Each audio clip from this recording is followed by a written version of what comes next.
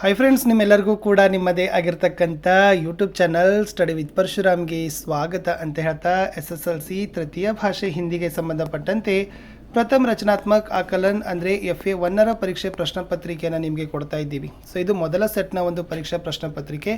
ಇನ್ನೂ ನಿಮಗೆ 2 ಸೆಟ್ ಪ್ರಶ್ನೆ ಪತ್ರಿಕೆಗಳು ಸಿಗ್ತವೆ. ಸೊ ಖಂಡಿತವಾಗಿ ನಿಮಗೆ ಯೂಸ್ ಆಗ್ತದೆ ಅಂತ ಹೇಳ್ತಾ ಇನ್ನೂ 2 ಸೆಟ್ ವಿಡಿಯೋಗಳನ್ನು ನೋಡಿ, ಮತ್ತು ಎಲ್ಲ ವಿಷಯಗಳಲ್ಲಿ ಕೂಡ ನಿಮಗೆ ಪ್ರಶ್ನೆ ಪತ್ರಿಕೆಗಳು ಬರ್ತವೆ. ಸೊ ಪ್ರಾಕ್ಟೀಸ್ ಮಾಡಿ. ಓಕೆ, ಸೊ ಫಸ್ಟ್ ಮೇನ್ಸ್ ಇತ್ತು ಮಲ್ಟಿಪಲ್ ಚಾಯ್ಸ್ ಕ್ವಶನ್. ಕೇವಲ ಒಂದು ಪ್ರಶ್ನೆ ಇದೆ, ಪ್ರತಿ ಸರಿಯಾದ ಉತ್ತರಕ್ಕೆ 1 ಅಂಕ ಇತ್ತು.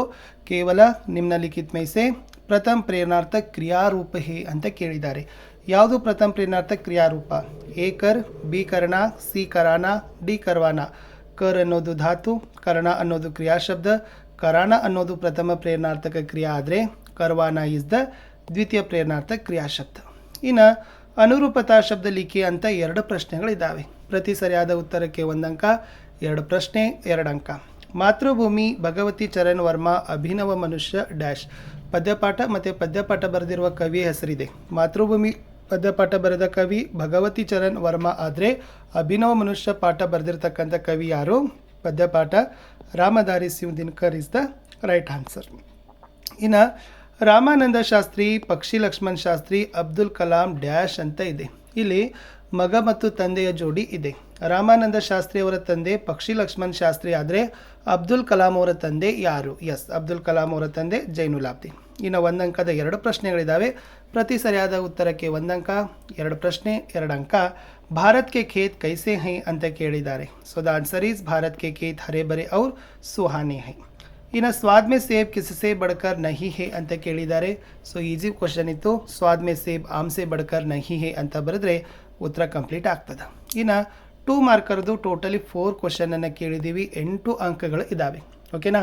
ಮೊದಲ ಪ್ರಶ್ನೆ ಮಾತೃಭೂಮಿ ಕಾ ಸ್ವರೂಪ್ ಕೈಸೆ ಸುಶೋಭಿತ್ ಹೇ ಅಂತಕ್ಕಂಥದ್ದು.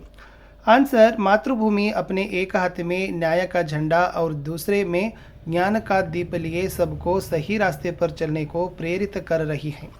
उसके हृदय में अनेक महान विभूतियों तथा महात्मा गांधी, बुद्ध और राम का वास है.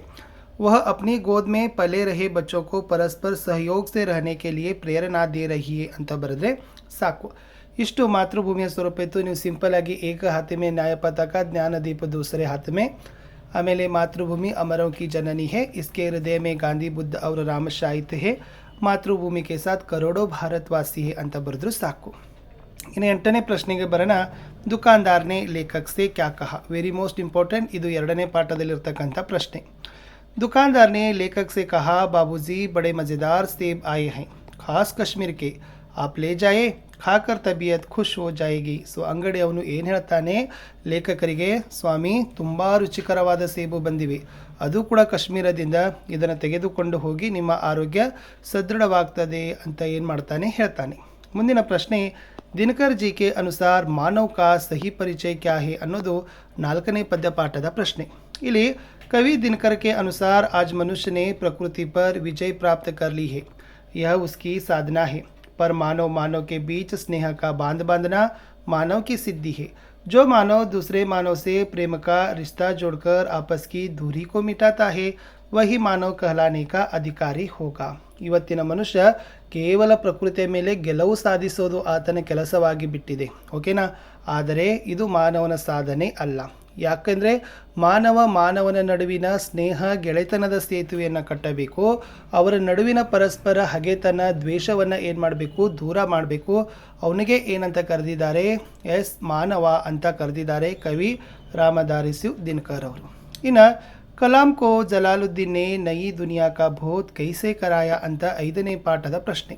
ಇಲ್ಲಿ जलालुद्दीन हमेशा कलाम को शिक्षित लोगों के बारे में बताते थे. वैज्ञानिक खोजों, समकालीन साहित्य, चिकित्सा विज्ञान की उपलब्धियों के बारे में बताते थे. ज्ञान संबंधी इन जानकारियों से कलाम सीमित दायरे से बाहर निकल पाए और उन्हें नई दुनिया का बोध बताया. ಇಲ್ಲಿ ಏನು ಬರಬೇಕಾಗಿತ್ತಂದರೆ, ಈ ಜಲಾಲುದ್ದೀನ್ ಅಬ್ದುಲ್ ಕಲಾಂಗೆ ಯಾವತ್ತೂ ಕೂಡ ವೈಜ್ಞಾನಿಕ ಸಂಶೋಧನೆಗಳು, ಸಮಕಾಲೀನ ಕಾಲದ ಸಾಹಿತ್ಯ, ವೈದ್ಯಕೀಯ ವಿಜ್ಞಾನ ಇವುಗಳ ಬಗ್ಗೆ ಏನು ಮಾಡ್ತಿದ್ರಪ್ಪ ಅಂದರೆ ಇವತ್ತು ಕೂಡ ಹೇಳ್ತಾ ಇದ್ರು. ಓಕೆ, ಸೊ ಇದೇ ಏನಾಯ್ತಪ್ಪ ಅಂದ್ರೆ ಕಲಾಂಗೆ ಹೊರ ಜಗತ್ತಿನ ಪ್ರಪಂಚದ ಅರಿವಾಯಿತು ಅನ್ನೋದನ್ನು ನೀವು ಬರಿಬೇಕು. ಇನ್ನು 3 ಅಂಕಕ್ಕೆ ಇತ್ತು. ಈ 3-4 ವಾಕ್ಯಗಳಲ್ಲಿ ಪ್ರಶ್ನೆ ಉತ್ತರಗಳನ್ನ ಅಪೇಕ್ಷೆ ಮಾಡಿದ್ದೀವಿ. ಗಿಲ್ಲು के कार्यकलाप के बारे में लिखिए ಅಂತ ಇದೆ. ಇಲ್ಲಿ गिल्लू 2 वर्ष तक उस घर में रहा. वह स्वयं हिलाकर अपने घर में झूलता और अपनी कांच की मनकों से आंखों से कमरे के भीतर और खिड़की से बाहर न जाने क्या देखता समझता रहता, परंतु उसकी समझदारी और कार्यकलापों पर सबको आश्चर्य होता था. वह खिड़की की खुली जाली की राह से बाहर चला जाता और दिन भर गिलहरियों के झुंड का नेता बना हर ढाल पर उछलता कूदता रहता. ठीक 4 बजे वह खिड़की से भीतर आकर अपने झूले में झूलने लगता ಅಂತ ಬರೆದ್ರೆ ಸಾಕು. ಲಾಸ್ಟ್ ಏನಿತ್ತು, ಒಂದು ಪತ್ರ ಕೇಳಿದ್ದಾರೆ. 2 दिन की छुट्टी मांगते हुए ಪ್ರಧಾನಾಧ್ಯಾಪಕ ಪತ್ರ ಅಂತ ಇದೆ. ಸೊ ಮೊದಲಿಗೆ ಇಲ್ಲಿ ಸ್ಥಾನ ಮತ್ತು ದಿನಾಂಕ ಬರೀರಿ, ನಿಮ್ಮ ಊರು, ಆಮೇಲೆ ದಿನಾಂಕ, ಆಮೇಲೆ ಪ್ರೇಷಕ್ ಇದೆ. ಇಲ್ಲಿ ನಿಮ್ಮ ಹೆಸರು ಬರೀಬೇಕು, ನಿಮ್ಮ ತರಗತಿ, ನಿಮ್ಮ ಶಾಲೆ ಹೆಸರು. ಪ್ರಜ್ವಲ್ SP 10वीं कक्षा ಸರ್ಕಾರಿ ಹೈಸ್ಕೂಲ್ ಬೆಳಗಾವಿ ಸೇವಾ ಮೇ. ಸೊ ಯಾರಿಗೆ ಬರಿ ಅಂದಿದ್ದಾರೆ? ಪ್ರಧಾನಾಧ್ಯಾಪಕ ಬರೀತೀರಿ, ಶಾಲೆ ಹೆಸರು ಬರೀರಿ, ಸರ್ಕಾರಿ ಹೈಸ್ಕೂಲ್ ಬೆಳಗಾವಿ ಮಹೋದಯ. 2 दिनों की छुट्टी मांगते हुए, ಕೇವಲ 2 ಇದೆ ಅಂದರೆ 2 ಬರೀರಿ. आवाग ಇಲ್ಲಿ ಬರೀಬೇಕು. सविनय निवेदन है कि मेरी तबीयत ठीक न होने के कारण मैं दिनांक 3/7/2026 से 4/7/2026 तक 2 दिन तक कक्षा में उपस्थित नहीं हो सकता, इसलिए आप मुझे 2 दिनों की छुट्टी देने की कृपा करें ಅಂತ ಬರೀಬೇಕು. ಧನ್ಯವಾದ के साथ आपका आज्ञाकारी छात्र प्रज्वल SP ಅಂತ ಬರೆದ್ರೆ ನಿಮ್ಮ ರಜೆ ಚೀಟಿ ಏನಾಗ್ತದಪ್ಪ ಅಂದರೆ ಕಂಪ್ಲೀಟ್ ಆಗ್ತದೆ. ಇಷ್ಟಿತ್ತು ಸ್ನೇಹಿತರೆ SSLCಯ ಹಿಂದಿಯಲ್ಲಿರ್ತಕ್ಕಂಥ FA1ರ ಮಾಡೆಲ್ ಕ್ವಶನ್ ಪೇಪರ್ 1. ಇನ್ನೂ 2 ಕ್ವಶನ್ ಪೇಪರ್ ನಾನು ಖಂಡಿತವಾಗಿ ನಿಮಗೆ ರಿಲೀಸ್ ಮಾಡ್ತೀನಿ. ಅವೆಲ್ಲವುಗಳನ್ನು ನೋಡಿದರೆ ಖಂಡಿತವಾಗಿ ನಿಮ್ಮ ಎಕ್ಸಾಮ್ಗೆ ನಿಮಗೆ ಯೂಸ್ ಆಗ್ತದೆ ಅಂತ ಹೇಳ್ತಾ ಇಲ್ಲಿಯವರೆಗೆ ವಿಡಿಯೋ ವಾಚ್ ಮಾಡಿದ್ದಕ್ಕೆ ಧನ್ಯವಾದಗಳು. ಸೊ ಎಲ್ಲ ವಿಷಯಗಳಲ್ಲಿ, ಸೊ ನಿಮಗೆ 10th ಆಗಿರ್ಬೋದು, ಕನ್ನಡ ಆಗಿರ್ಬೋದು, ಇಂಗ್ಲೀಷ್, ಹಿಂದಿ, SS, ಸೈನ್ಸ್ ಮತ್ತು ಮ್ಯಾಥ್ಸ್, ಸೊ ಪ್ರತಿಯೊಂದು ವಿಷಯದ ನಿಮಗೆ ಅಭ್ಯಾಸ ಪ್ರಶ್ನೋತ್ತರಗಳು LBAಗಳನ್ನು ನಾವೇನು ಕೊಡ್ತಾ ಇದ್ದೀವಿ. ಇದರ ಮುಖ್ಯ ಉದ್ದೇಶ ಏನಪ್ಪ ಅಂದರೆ ನಿಮಗೆ ಸ್ಟಡಿಯಲ್ಲಿ ಹೆಲ್ಪ್ ಆಗಬೇಕು ಅಂತ. ಸೊ ಸೆಲ್ಫ್ ಸ್ಟಡಿ ಮಾಡಿದರೂ ಕೂಡ ಒಳ್ಳೆಯ ಅಂಕಗಳು ನಿಮಗೆ ಸಿಗ್ತದೆ. ಸೊ ಇದೇ ತನ್ನಾಗಿರ್ತಕ್ಕಂಥ ಹೆಚ್ಚು ವಿಡಿಯೋಗಳು ನಮ್ಮ ಯೂಟ್ಯೂಬ್ ಚಾನಲ್ನಲ್ಲಿದ್ದಾವೆ. ಸೊ ಡಿಸ್ಕ್ರಿಪ್ಷನ್ ಬಾಕ್ಸ್ನಲ್ಲಿ ಲಿಂಕ್ಗಳನ್ನು ಕೊಟ್ಟಿದ್ದೀನಿ, ಅವುಗಳನ್ನು ನೋಡಿ. ಆಮೇಲೆ ವಿಶೇಷವಾಗಿ ನೀವೇನು ಮಾಡಬೇಕಂದ್ರೆ ನಮ್ಮ ವಾಟ್ಸಪ್ ಚಾನಲ್ ಮತ್ತು ಟೆಲಿಗ್ರಾಮ್ ಗ್ರೂಪ್ಗಳಿಗೆ ಜಾಯ್ನ್ ಆಗಬೇಕು. ಸೊ ಅಲ್ಲಿ ಜಾಯ್ನ್ ಆಗೋದ್ರಿಂದ ನಿಮಗೆ ಇನ್ನೂ ಹೆಚ್ಚಿನ ವಿಡಿಯೋಗಳು ಏನಾಗ್ತಾವಪ್ಪ ಅಂದರೆ ಸಿಗ್ತವೆ ಅಂತ ಹೇಳ್ತಾ ಇಲ್ಲಿಯವರೆಗೆ ವಿಡಿಯೋಗಳನ್ನು ನೀವೆಲ್ಲರೂ ವಾಚ್ ಮಾಡಿದ್ದಕ್ಕೆ ಧನ್ಯವಾದಗಳು. ಇದು ಮೊದಲ ಸೆಟ್ ಇತ್ತು. ಸೊ ಡೋಂಟ್ ವರಿ, ಇನ್ನೂ 2 ಸೆಟ್ ಕ್ವಶನ್ ಪೇಪರ್ ನಿಮಗೆ ಬರ್ತವೆ. ಅವೆಲ್ಲವುಗಳನ್ನು ನೋಡಿದರೆ ಖಂಡಿತವಾಗಿ ನಿಮ್ಗೆ ಏನಾಗ್ತದಪ್ಪ ಅಂದರೆ ಪ್ರಾಕ್ಟೀಸ್ ಆಗ್ತದೆ. ಇವೆಲ್ಲವುಗಳನ್ನು ನೀವೇನು ಮಾಡಬೇಕು, ಪ್ರಾಕ್ಟೀಸ್ ಪೇಪರ್ ಅಂತಲೇ ತೊಗೋಬೇಕು. ನೀವು ಎಲ್ಲಿವರೆಗೆ ಅವುಗಳನ್ನು ಪ್ರಾಕ್ಟೀಸ್ ಪೇಪರ್ ಅಂತ ತೊಗೊಳ್ಳೋದಿಲ್ಲ ಅಲ್ಲಿವರೆಗೆ ನಿಮ್ಗೆ ಏನಾಗೋದಿಲ್ಲ, ವರ್ಕೌಟ್ ಆಗೋದಿಲ್ಲ. ಸೊ ಆ ಕಾರಣಕ್ಕಾಗಿ ಪ್ರಾಕ್ಟೀಸ್ ಪೇಪರ್ ಇದ್ದಾವೆ. 2-3 ಸೆಟ್ ಪ್ರಶ್ನೆ ಪತ್ರಿಕೆಗಳನ್ನು ನಾವು ನಿಮಗೆ ಶೇರ್ ಮಾಡೋದ್ರಿಂದ ಸೊ ಖಂಡಿತವಾಗಿ ಪ್ರಶ್ನೆಗಳು ನಿಮಗೆ ರಿಪೀಟ್ ಆಗ್ತಕ್ಕಂಥ ಸಾಧ್ಯತೆ ತುಂಬಾ ಇದೆ ಅಂತ ಹೇಳ್ತಾ ವಿಡಿಯೋವನ್ನು ಮುಗಿಸುವ. Have a nice day.